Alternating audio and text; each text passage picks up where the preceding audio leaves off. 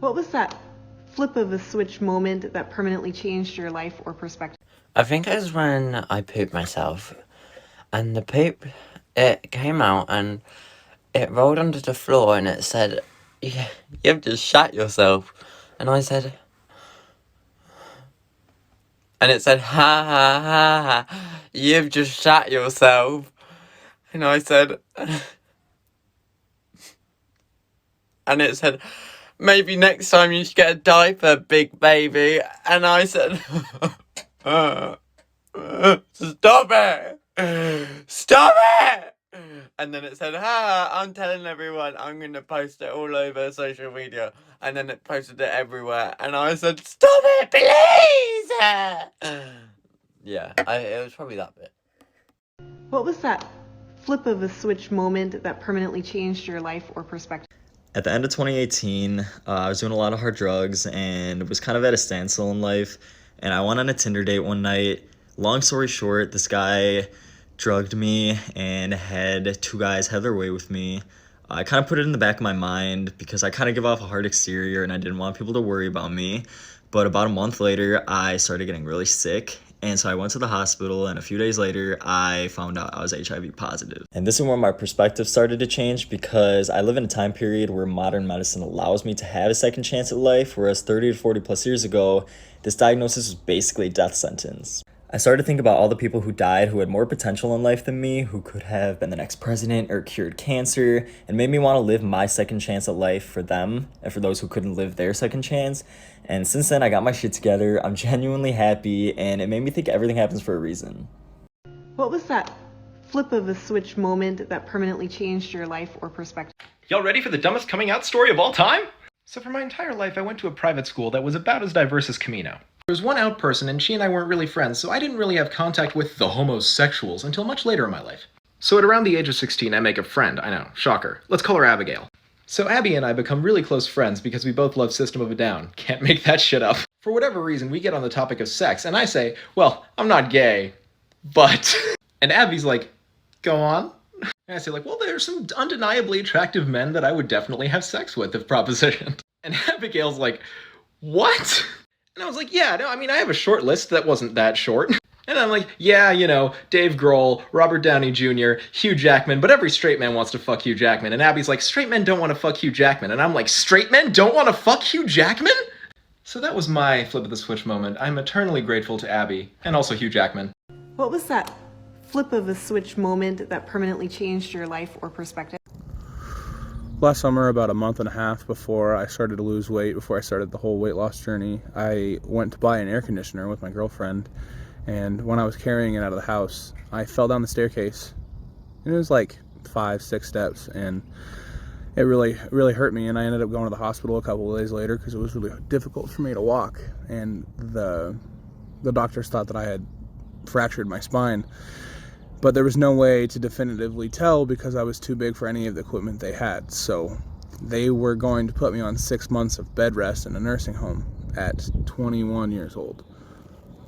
Thankfully, my back wasn't broken, and they determined that by looking at old CT scans from when I was 16, and the thing that they saw was already there. But that was my moment. What was that flip of a switch moment that permanently changed your life or perspective? Family is not always blood. They are the ones that support and love you till the very end. The very end. Here was my switch. My great uncle back in 2019 had cancer and it became terminal. This illness is something that my family knew about earlier on in the year. Well, when it was time for him to leave this earth, get a call to go see about him. I'm thinking that I'm not going to be the only one, but that wasn't the case. All I heard was I don't have the money. Of course, I knew that everybody wasn't broke. This is the great uncle that everyone could depend on, including my mother. Throughout the years when people got themselves in a pickle, including my mother, we knew that we can call my great uncle. He would house us, feed us, give advice, bake cakes for family members, and mail them with his own money throughout the years. He and his wife drove 10 plus hours to spend time with my family, and not one of them showed their face when it was time for him to go. There's a part 2.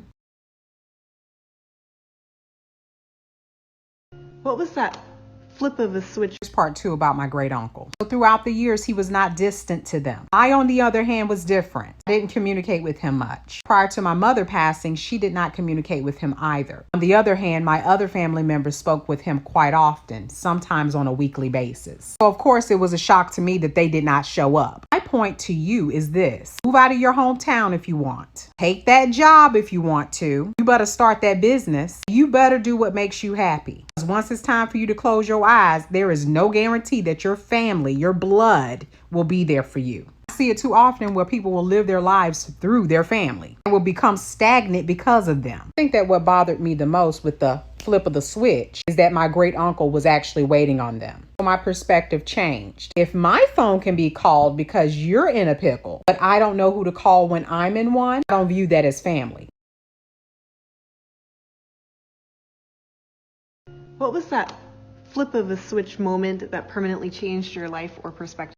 When I learned that the rapture doctrine as we know it today, the left behind rapture, when I learned that that was invented in the 1850s and that before that Christians had no concept of that idea, that all of a sudden Jesus would come and snatch us up and it would leave cars unmanned and there'd be mass chaos, that was not a thing before the 1850s and John Nelson Darby and the visions of a 14-year-old girl and Cotton Mather and then the Schofield Reference Bible. Please look this up. This is the most dangerous doctrine that is affecting the world today, because why care about anything if it's all going to be destroyed? We can create a better world.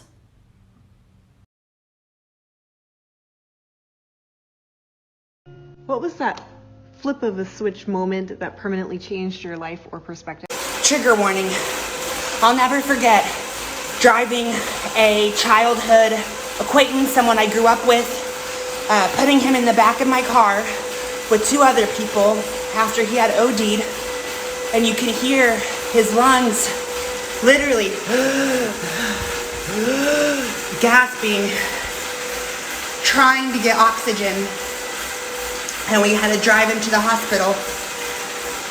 And I was sitting there, I was driving. It's the scariest sound.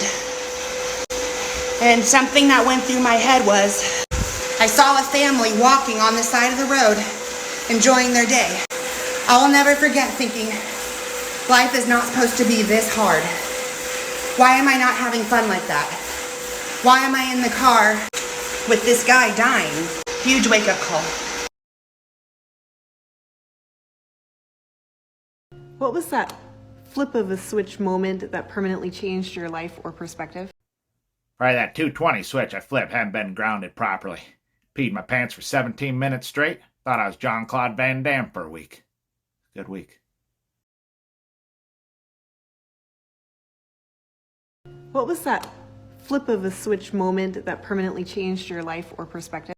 I have been to 3 countries in Africa: Ghana, Gambia, and Togo. And in all of them, I kept noticing this strange thing. And it was landfills, but they were landfills that were taller than skyscrapers and longer than towns. They were huge. And I kept noticing that in all of these, there were people living in them. And many of them were children. And what they would do is they'd find something in this dump that they could possibly sell, and that's how they get money to get food.